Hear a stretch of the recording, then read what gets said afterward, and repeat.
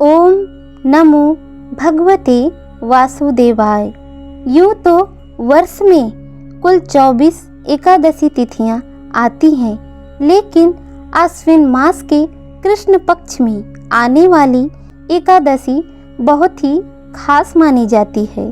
इंद्रा एकादशी हर साल या आश्विन मास के कृष्ण पक्ष में आती है। इसे एकादशी श्राद्ध भी कहा जाता है। धार्मिक मान्यताओं के अनुसार पितृपक्ष में पड़ने वाली इंद्रा एकादशी का व्रत रखने से भगवान विष्णु प्रसन्न होते हैं और उनकी कृपा प्राप्त होती है। इस बार इंद्रा एकादशी 10 अक्टूबर 2023 दिन मंगलवार को रखा जाएगा और इसका पारण दिन बुधवार 11 अक्टूबर 2023 को किया जाएगा। इंद्रा एकादशी व्रत करने के लिए सुबह जल्दी उठकर स्नान आदि से निवृत्त हो जाएं। घर के मंदिर में दीप प्रज्वलित करें। भगवान विष्णु का गंगा जल से अभिषेक करें। भगवान विष्णु को पुष्प और तुलसी दल अर्पित करें। अगर संभव हो तो इस दिन व्रत भी रखें। भगवान विष्णु की आरती करें। भगवान विष्णु को भोग लगाएं। इस बात का विशेष ध्यान रखें कि भगवान को सिर्फ सात्विक चीज़ों का भोग लगाया जाता है। भगवान विष्णु के भोग में तुलसी को अवश्य शामिल करें। ऐसा माना जाता है कि बिना तुलसी के भगवान विष्णु भोग ग्रहण नहीं करते। इस पावन दिन भगवान विष्णु के साथ ही माता लक्ष्मी की पूजा भी करें। इस दिन भगवान का अधिक से अधिक ध्यान करें।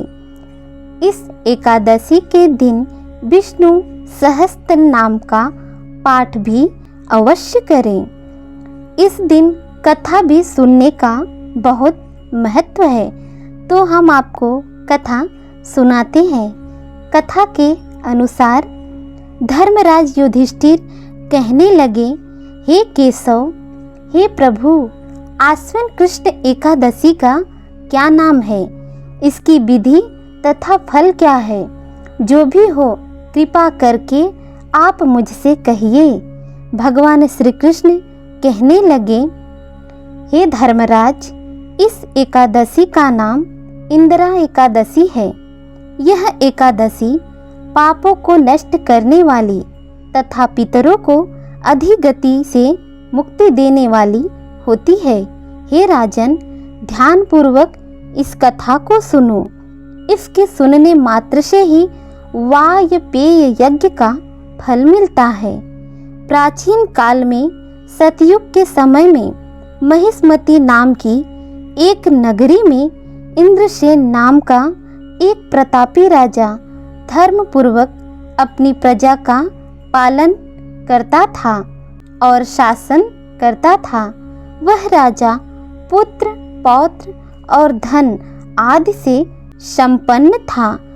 भगवान विष्णु का वह परम भक्त था।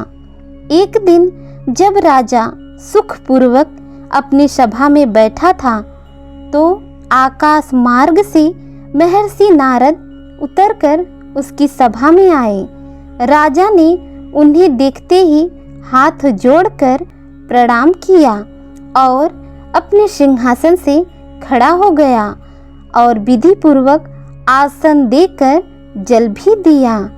सुख से बैठकर मुनि ने राजा से पूछा कि हे राजन, आपके सातों अंग कुशल पूर्वक तो हैं, आपकी बुद्धि धर्म में है, आपका मन भगवान विष्णु की भक्ति में रहता है। देवर्षि नारद की ऐसी बातें सुनकर राजा ने कहा, हे महर्षि, आपकी कृपा से मेरे राज्य में सब कुशल है तथा मेरे यहाँ यज्ञ कर्म आदि सुकृत हो रहे हैं। आप कृपा करके अपने आगमन का कारण कहिए। तब नारद ऋषि कहने लगे, हे राजन, आप आश्चर्य देने वाले मेरे वचनों को सुनो। मैं एक समय ब्रह्मलोक से यमलोक को गया। वहाँ श्रद्धापूर्वक यमराज से पूजित होकर मैंने धर्मशील और सत्यवान धर्मराज की प्रशंसा की। उसी यमराज की सभा में महान ज्ञानी और धर्मात्मा तुम्हारे पिता को एकादशी का व्रत भंग होने के कारण देखा। उन्होंने संदेशा दिया, सो मैं तुमसे कहता हूँ। उन्होंने कहा है कि पूर्व जन्म में कोई विघ्न हो जाने के कारण मैं यमराज के निकट रह रहा हूँ।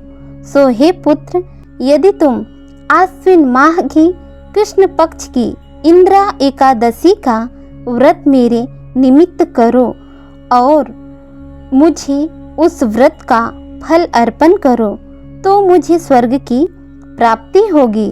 इतना सुनकर राजा कहने लगे, हे महर्षि, आप इस व्रत की विधि मुझे बताइए। नारद जी कहने लगे, आश्विन माह के कृष्ण पक्ष की दशमी के दिन प्रातः काल श्रद्धा पूर्वक स्नान आदि से निवृत्त होकर पुनः दोपहर को नदी आदि में जाकर स्नान करें। फिर श्रद्धा पूर्वक पितरों का श्राद्ध करें और एक बार भोजन करें। प्रातः काल होने पर एकादशी के दिन दातुन आदि करके स्नान करें। फिर व्रत के नियमों को भक्ति पूर्वक ग्रहण करें तथा ग्रहण करते हुए यह प्रतिज्ञा करें कि मैं आज संपूर्ण भोगों को त्याग कर निराहार एकादशी का व्रत करूंगा। हे अच्युत, हे पुंडरीकाक्ष, मैं आपकी शरण में हूँ, आप मेरी रक्षा कीजिए। इस प्रकार नियम पूर्वक शालिग्राम की मूर्ति के आगे विधि पूर्वक श्राद्ध करके योग्य ब्राह्मणों को फलाहार का भोजन कराए और दक्षिणा दे। पितरों के श्राद्ध से जो बच जाए उसे सूंघ कर गौ को दे तथा धूप दीप गंध पुष्प नैवेद्य आदि सब सामग्री से ऋषिकेश भगवान का पूजन करे। रात में भगवान के निकट जागरण करें। इसके पश्चात द्वादशी के दिन प्रातः काल होने पर भगवान का पूजन करके ब्राह्मणों को भोजन कराएं। भाई बंधुओं, स्त्री पुत्र सहित आप भी मौन होकर भोजन करें। नारद जी के कहने के अनुसार राजन ने कहा, हे महर्षि, आपने जैसे ही बताया है मैं वैसे ही इस व्रत का पालन करूंगा।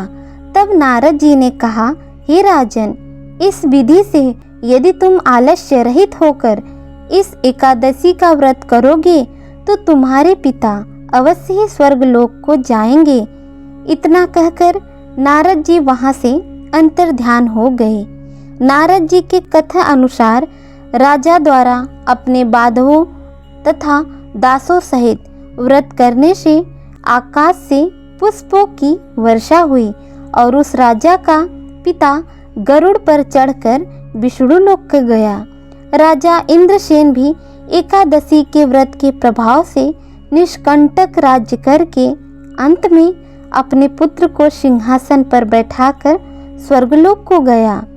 तब भगवान श्री कृष्ण ने कहा, हे युधिष्ठिर, यह इंद्रा एकादशी के व्रत का महात्म मैंने तुमसे कहा। इसके पढ़ने और सुनने से मनुष्य सब पापों से छूट जाते हैं और सब प्रकार के भोगों को भोग कर वैकुंठ को प्राप्त होते हैं। ओम नमो भगवते वासुदेवाय।